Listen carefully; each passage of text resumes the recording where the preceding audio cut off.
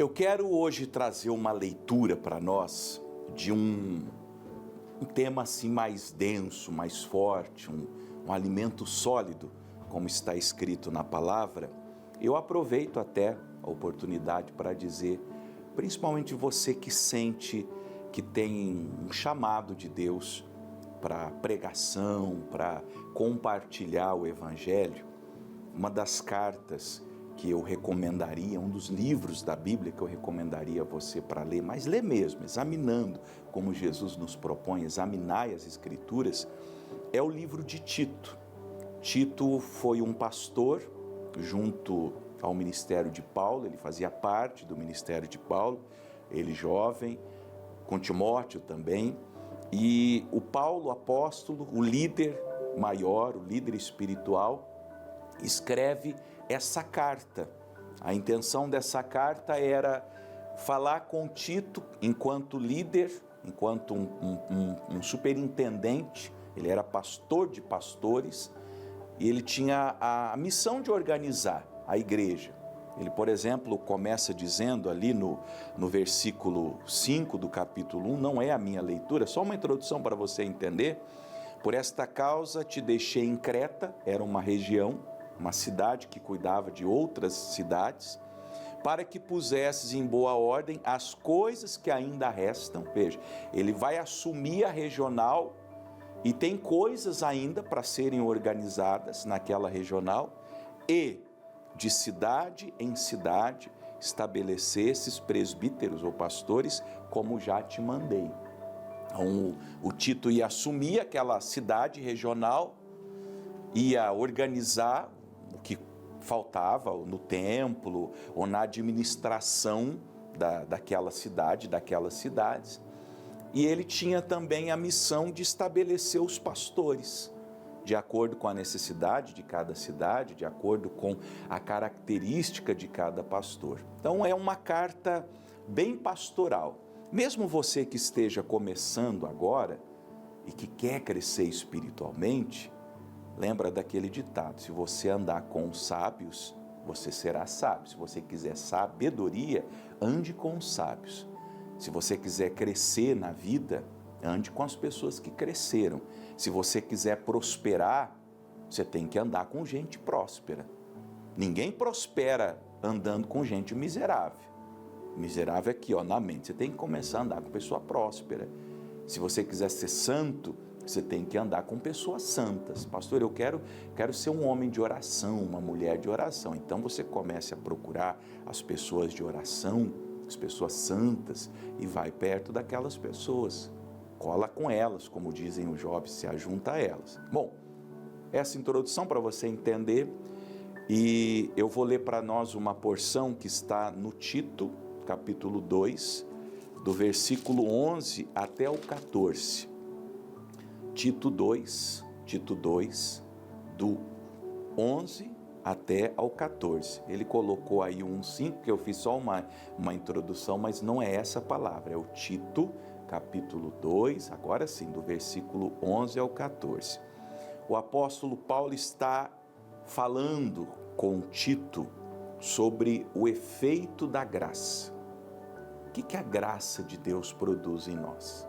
Olha só, porque a graça de Deus se há manifestado, trazendo salvação a todos os homens.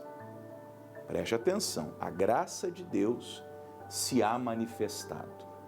Como assim, pastor? É o que nós estamos fazendo, eu particularmente. Toda vez que eu venho aqui, eu prego o Evangelho para vocês. Ainda que eu traga uma porção do Antigo Testamento, ainda que eu traga um salmo, um provérbios, ou que eu venha com um texto das cartas, eu estou pregando o Evangelho. O saudoso pastor batista Charles Haddon Spurgeon explica naqueles livros dos alunos dele, e toda sexta-feira, 14h, ele tinha um curso de pastores. E ele diz que uma pregação genuína é aquela onde todos os textos da Bíblia apontam para Jesus. É uma viagem. O pastor escolhe um texto com divina revelação E a partir daquele texto ele viaja até o Calvário. Essa é a pregação genuína. Por quê? Porque é a pregação que manifesta a graça. É a pregação que traz a salvação. Veja, quando eu prego sobre prosperidade, eu posso pregar sobre prosperidade, mas eu estou apontando para Jesus. Por quê? Qual o propósito de alguém prosperar? Se não glorificar a Deus, se não financiar as missões. Você quer prosperar? Quer que a sua empresa prospere? Quer que os seus negócios prosperem? Quer que os seus filhos prosperem? Então, dobre os seus joelhos e diga: Senhor, me prospere, porque eu serei, de alguma maneira, alguém que vai manter a sua obra, o mantenedor da sua obra. Se o Senhor me der 100 mil por mês, eu vou dizimar e eu vou ofertar. E claro, o Espírito Santo te mostre a igreja que você vai ajudar, o missionário que você vai dar suporte. Como diz o escrito antigo, as missões são feitas com os pés dos que vão, com os lábios dos que intercedem e com os bolsos dos que ofertam e financiam. Você faz essa oração, consagra a Deus, para que a tua prosperidade possibilite a graça de Deus se manifestar ao mundo. Vai como um pregador, vai como um evangelista, vai como quem dá testemunho, e comece sempre na tua casa. Porque a nossa primeira missão evangelística é aquela que acontece dentro da nossa casa. Sejamos missionários do nosso cônjuge, sejamos missionários dos nossos filhos, sejamos missionários dos nossos pais, sejamos missionários dos nossos irmãos primeiro. Depois a gente avança. Depois a gente sai das fronteiras da nossa Jerusalém, chegamos a Samaria, dos nossos vizinhos, vamos até os confins da terra, de todos os nossos círculos sociais. Mas começamos a evangelização por Jerusalém. E é em Jerusalém, é dentro da nossa casa, que nós somos revestidos do Espírito Santo. Ficar em Jerusalém foi a ordem de Jesus, até que do alto vocês sejam revestidos do Espírito Santo. Enquanto você não for revestido do Espírito Santo dentro da sua casa, não saia missionar, não saia pregar. Seja cheio do Espírito Santo, primeiro dentro da tua casa. Por isso que a nossa casa é o melhor lugar para nós orarmos. Eu te pergunto, querido irmão, querida irmã, e você que está se convertendo agora, já fica a dica. Você tem um lugar dentro da sua casa onde você faz orações? Não sei se é um quarto, se é uma sala, um escritório. Na época do puritanismo, quando eles iam construir uma casa, uma das peças, como a gente fala aqui no Paraná, um dos cômodos, era a sala da oração. Era obrigatório ter um lugar onde os integrantes daquela casa, daquela família, se retirassem para orar. Eu preguei domingo passado, tem gente que só ora na igreja, tem gente que só lê a Bíblia na igreja, tem gente que só canta na igreja, tem gente que só jejua na igreja quando o pastor faz algum propósito. Tem gente que só é cristão dentro da igreja, no culto dominical, no culto da campanha que a pessoa faz, mas fora da igreja, dentro de casa, que é o principal lugar. Você tem que ser cristão antes dentro da sua casa. Você tem que orar antes dentro da sua casa. Você tem que ler a Bíblia antes dentro da sua casa. Pastor, eu não tenho esse hábito. Então você comece a partir de hoje. Eu sou um pastor e não tenho esse hábito. Então o senhor se converta, nasça de novo da água do Espírito e comece a fazer isso a partir de hoje. Porque a graça de Deus se ha manifestado, trazendo salvação a todos os homens. Ou seja, dando a todos que estão ouvindo a mensagem a possibilidade de serem salvos. Quem crê e for batizado será salvo. Você está crendo, você tem crido na pregação, no Evangelho, na graça, você está se entregando a essa graça, ao efeito dessa graça? Porque olha o que diz o versículo 12.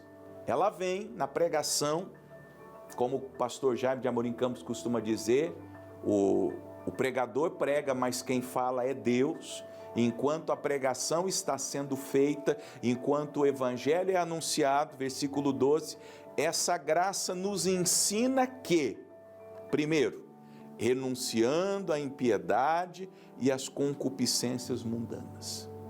Como que eu sei, pastor, se a graça está produzindo um efeito de salvação no meu coração? Eu começo, sem que ninguém me diga, a renunciar toda, como está escrito, impiedade e concupiscência mundana. Eu eu assisti um testemunho, vocês procurarem na internet aí, é um rapaz que se converteu, famoso, e ele era todo tatuado, todo tatuado. E ele se converteu, ele está removendo todas as tatuagens dele. Tem vídeos na internet, ele contando da conversão dele, contando da experiência que ele teve com o Evangelho, com Cristo, com a graça, e ele mostrando o sofrimento dele para a remoção, principalmente na região do rosto, porque o rosto, todo o rosto, o corpo dele inteiro, 90% todo tatuado, e agora ele está removendo. Não sei se alguns de vocês já viram esse vídeo. Ele está removendo todas as tatuagens. Está aí uma pessoa que se converteu. Está aí uma pessoa que começou a renunciar à impiedade. O que é impiedade? É o contrário do que é piedoso. Convenhamos, gente, convenhamos. Depois vocês ficam mandando e-mail, mensagem para mim, me ameaçando. Eu vou parar de te assistir, pastor, se você ficar falando de tatuagem. Mas pare, desliga a televisão agora e vai fazer outra tatuagem. Mas a pessoa não entende que a coisa que ela faz não tem nada a ver com a piedade. O que uma tatuagem? O que um piercing? O que uma coisa que te descaracteriza? Que qualquer coisa que descaracterize você, de quem você é uma coisa contrária à piedade. Porque a piedade nos leva a Deus, nos faz pessoas centradas. Eu me apresento como eu sou. Aí uma fala assim, mas o senhor tem barba. Sim, mas, criatura, eu não pus barba em mim. A barba eu tenho. Deus no dia que ele me fez com essa cara de árabe aqui que eu tenho. E eu só, claro, vou lá no salão e aparo também. Não vou ficar aqui parecendo o lobisomem.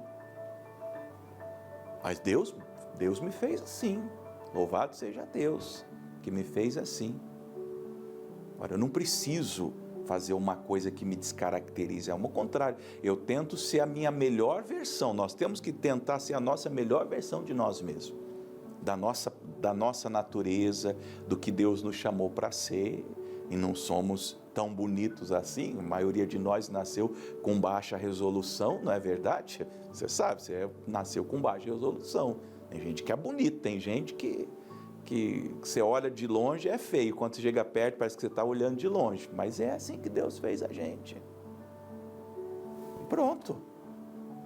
Agora, eu me converti de verdade, eu mesmo começo porque a graça me ensina a renunciar à impiedade. Tudo que é impiedade. Piedade tem a ver com oração, com devoção, com oração, com jejum, com as coisas que me aproximam de Deus. Piedade me aproxima de Deus. A impiedade me afasta. Então, tudo aquilo que me afasta de Deus, que me descaracteriza, que me faz ser diferente do propósito original de Deus, a graça me ensina a renunciar. Junto às concupiscências mundanas, os desejos desenfreados. Eu vou recebendo do Espírito Santo aquele fruto chamado domínio próprio. Eu já não sou mais dominado pelo pecado. Digamos que você me assistindo agora era um homem mulherengo, ou uma mulher homerenga, né?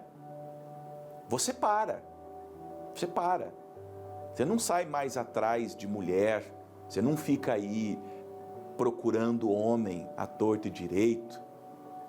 Você renuncia, você fala, não, chega, acabou, não mais. Eu assisti um testemunho de uma jovem, 30 anos é jovem, não é? E ela era prostituta e ela se converteu. E ela não mudou o número, olha só como que foi uma conversão bonita. Ela manteve o número de contato dela. E aí os clientes dela ligavam para ela para marcar o programa. E ela fez questão de manter aquele número, sem medo de ter nenhum tipo de recaída, para dizer, eu não sou mais uma prostituta, agora eu sou uma mulher de Deus. Você está falando com uma mulher de Deus. E você também se converta, vai se reconciliar com a sua esposa, vai tomar vergonha na cara. Ela ainda pregava, aí tinha gente que desligava, tinha gente que, como que foi isso? Eu conheço você há tantos anos, sou teu cliente há tantos anos. E ela dizia, agora eu sou uma mulher de Deus. Ela renunciou às concupiscências mundanas. Uma vez renunciando impiedade e concupiscências mundanas, nós somos chamados pela graça, ensinados pela graça, a viver neste mundo, neste presente século, olha só, de maneira sóbria. Acho que você não pode, sem parar com seus entorpecentes, com as bebidas, com o entretenimento. Você sabe que o entretenimento é entorpecente. Tudo que tira você da centralidade, da sobriedade, da clareza, do raciocínio, do pensamento. A ansiedade tira a pessoa. Uma pessoa ansiosa, ela não raciocina bem. Uma pessoa inquieta não raciocina bem. Então, quando você se converte mesmo, você passa a ser uma pessoa centrada. Raciocina bem, pensa bem, pondera. A mente está oxigenada pela palavra. Então, você começa a viver, neste presente século, sóbria, justa, de maneira honesta nos seus negócios, no seu trabalho, no seu dia a dia, sim, não, você anda na luz, como Ele na luz está, e piamente. Porque se eu rejeitei a impiedade, agora eu tenho espaço para viver a piedade. Agora eu tenho espaço para viver uma vida de oração, de santificação, de temor a Deus. Sóbria, justa e piamente. Aí eu ando com Deus, eu me santifico, eu oro, eu vou à igreja, eu jejuo, eu começo a congregar numa igreja boa, eu levo a minha família comigo, eu dizimo, eu oferto, eu começo a me desfazer das coisas erradas. Eu lembro que uma das coisas que eu fiz quando da minha conversão, eu gostava de rock and roll. Algumas das letras das bandas que eu ouvia, por exemplo, uma delas, das mais famosas, dizia que a pessoa estava indo para o inferno ouvindo um sino. Quem conheceu sabe de qual música eu estou falando. E eu fiz uma fogueira uma tarde na minha casa, uma quarta-feira, depois de um culto, queimei tudo. Queimei camiseta, queimei disco, queimei CD, era o tempo do CD, a gente tinha os Discman. Os antigos, os mais novinhos não lembram disso. Queimei tudo, fiz uma fogueira, minha mãe falou, menino, o que você está fazendo? Eu falei, mãe, estou queimando, estou destruindo tudo aquilo que me afasta de Deus, eu só quero as coisas que me aproximam de Deus. É o efeito da graça. O efeito da graça que nós estamos vendo produz tudo isso. Mais, versículo 13, aguardando a bem-aventurada esperança e o aparecimento da glória do grande Deus e nosso Senhor Jesus Cristo. Uma pessoa genuinamente salva ela vive nesse mundo, ela está trabalhando, como eu falei há pouco, prosperando para a glória de Deus, claro, para ter uma vida melhor. Não sejamos hipócritas, vamos trabalhar para ter uma vida melhor, para comer bem, para vestir bem, para morar bem, para dar boa educação aos nossos filhos, mas é uma pessoa agora esperando a volta de Jesus, dizendo: volta logo, ora vem, Senhor Jesus, Maranata. A oração na boca de todo salvo é Maranata, ora vem, Senhor Jesus. Volta para a sua igreja, busca o teu povo. Nós estamos neste mundo, mas nós não somos mais daqui. Na oração sacerdotal, em João 17, Jesus diz: nós estamos do mundo, mas não somos do mundo. A gente trabalha aqui, tem que trabalhar. Quem não trabalha, Paulo diz, não trabalha, não come. Pastor, eu não tenho dinheiro. Então vai trabalhar, pede a Deus que Deus te dá trabalho, sabedoria para trabalhar. Nós não podemos perder para o ímpio e o pecador. Concorda comigo que uma pessoa de Deus não pode ser menos que aquilo? Porque as pessoas que não têm Deus, elas têm técnicas de prosperidade, elas têm técnicas de ganhar dinheiro, mas elas não têm Deus. Nós temos Deus. E nós que temos Deus, quando prosperamos, o propósito da nossa prosperidade é santo. Quando um pecador usa o seu dinheiro para o mal, um santo usa o seu dinheiro para as coisas divinas. Eu quero que você prospere demais para você ajudar a obra de Deus, para você ajudar o próximo, para você fazer obras missionárias.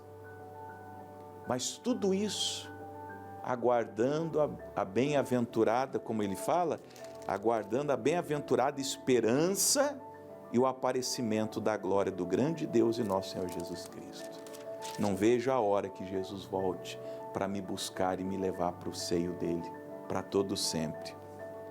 O qual, esse Jesus Cristo, se deu a si mesmo por nós para nos remir de toda iniquidade. Nenhum pecado prevalece quando Deus muda você, nenhuma iniquidade. Pecado não terá domínio sobre nós, é o que está escrito. E purificar para si um povo seu, especial, zeloso de boas obras. Um povo seu, ou seja, eu sou agora do povo de Deus. Por ser de Deus, eu sou especial. É o povo peculiar de Deus. E por ser de Deus e ser um povo especial, peculiar, eu sou zeloso de toda boa obra. De toda boa obra. Se tem alguém na face da terra que tem que fazer boa obra, ou boas obras, esse alguém é o povo de Deus. É você que tem que ser zeloso de boas obras. É efeito da graça, efeito da pregação do Evangelho, efeito do que Deus está falando ao teu coração. Por isso, vou terminar dizendo essas palavras. Busque o Evangelho. Queridos irmãos e irmãs, amigos e amigas, leiam a Bíblia de vocês. Leiam a Bíblia. Leiam a palavra. Estejam nas igrejas que pregam a palavra. Saiam dessas igrejas loucas. Olha que vamos com um comentário aí. Ninguém fique triste comigo, mas olha o que está acontecendo nesse mundo gospel. Olha o que anda acontecendo. O pessoal se processando por causa de igreja. Eles brigam, olha, é uma coisa terrível. Fujam dessas igrejas. Fuja da igreja casa de show, da igreja parede preta, da igreja luzinha colorida, da igreja fumacinha. Procure uma igreja centrada que pregue o Evangelho, que anuncie com poder a graça de Deus, para que o efeito da graça de Deus seja isso que nós lemos aí em Tito 2, do 11 ao 14. Amém?